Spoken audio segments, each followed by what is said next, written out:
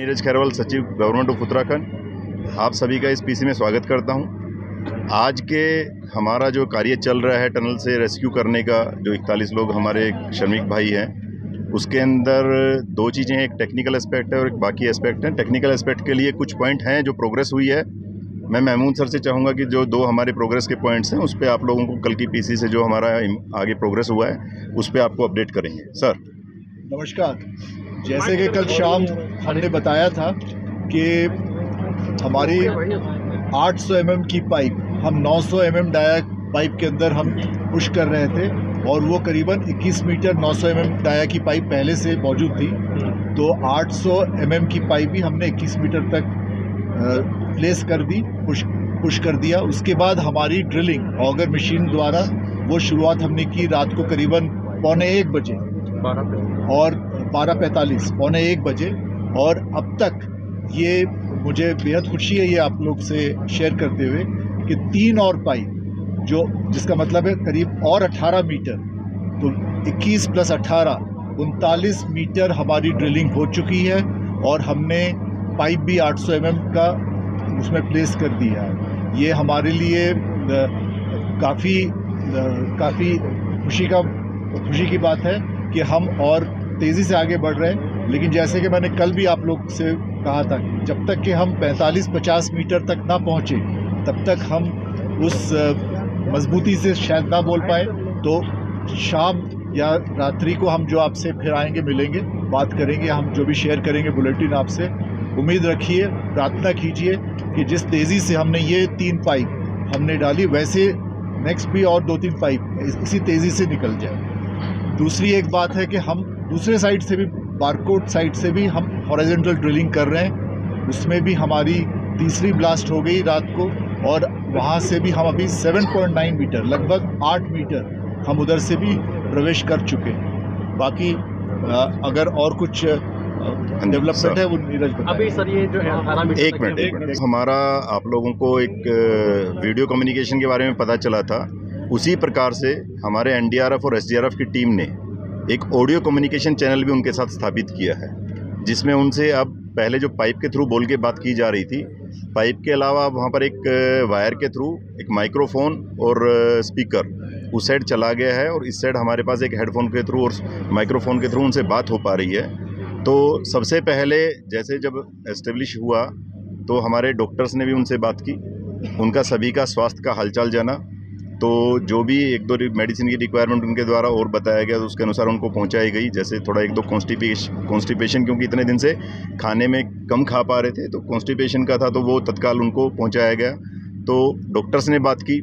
अभी उनके लिए जैसे जो एक मेंटल हेल्थ का भी एस्पेक्ट होता है, उसके लिए जो हमारे एक्सपर्ट हैं उन्होंने भी बात की है।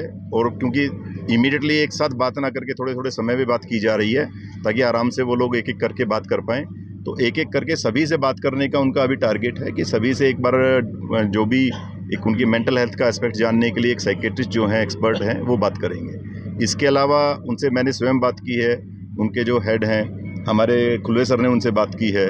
तो उनका काफ़ी अच्छे वो मोटिवेटेड हैं, काफ़ी इस समय अपने इस रेस्क्यू अभियान के बारे में जानकर उनमें थोड़ा उत्साह भी बना है जब से पाइप डाला है। तो वो बहुत ही पॉजिटिव है। सबसे ज़्यादा मैं आप लोगों से शेयर करना चाहूँगा कि अंदर जो टीम है वो आप लोगों ने वीडियो भी देखा है, उनके विजुअल्स भी देखे हैं और जब उनसे बात भी हुई है तो बात से भी सुन के पता चलता है कि वो लोग काफ़ी अच्छी मेंटल स्थिति में है और दे आर मोटिवेटेड। वो कह रहे हैं कि साहब बिल्कुल हम लोग यहाँ मोर्चा संभाले हुए हैं, कोई दिक्कत नहीं है।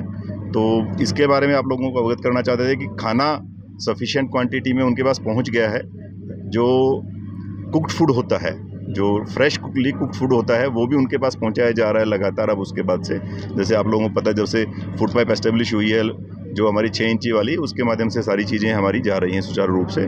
नीचे जो काम चल रहा है वो एक अलग मशीन से चल रहा है और जो फूड पाइप है वो फूड पाइप का अलग से उसमें काम लगातार इस प्रकार से जारी है, जिसके द्वारा कम्युनिकेशन और खाना वगैरह कुछ एसेंशियल, इवन उनके लिए कुछ कपड़े, जैसे कि आप जानते हैं अंडरगारमेंट्स बेसिकली जो आदमी को ज़रूरत होती है, टॉवल्स वगैरह, इस तरीके के छोटे छोटे तहमल वगैरह जो उसमें जा सकते हैं, वो भी चीज़ें, ब्रश, वो चीज़ें भी पहुंचाई गई हैं। जो असेंशियल्स हैं, जो बेसिक असेंशियल्स होते हैं, उनकी भी कोशिश की जा रही है जैसे जैसे जाते जाएंगे।